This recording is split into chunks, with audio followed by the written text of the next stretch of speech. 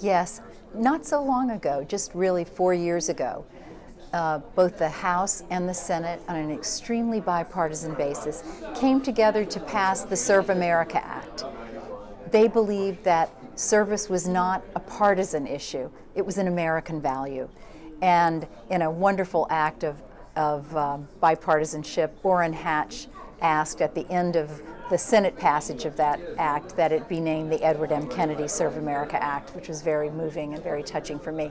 But it expanded the opportunities for young people, for middle-aged people, for seniors to be able to serve our country.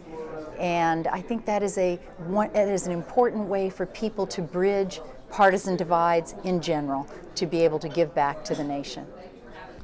Well, I think there were several examples during President Bush's administration on things like No Child Left Behind to improve accountability of our public schools. President Bush, a Republican, worked with Senator Ted Kennedy, a prominent Democrat, and we worked with Representative George Miller, a Democrat in the House, and were able to come together based on a set of shared principles that we wanted our schools to be better. Nobody got exactly what they ever, no one member of that negotiation got the bill exactly that he or she would have written had he been writing it himself. But they came together around a set of common principles and a shared belief that we wanted to have higher standards and greater accountability in our public schools. Another example is President Bush's AIDS initiative in Africa, which was supported by broad bipartisan majorities in Congress. And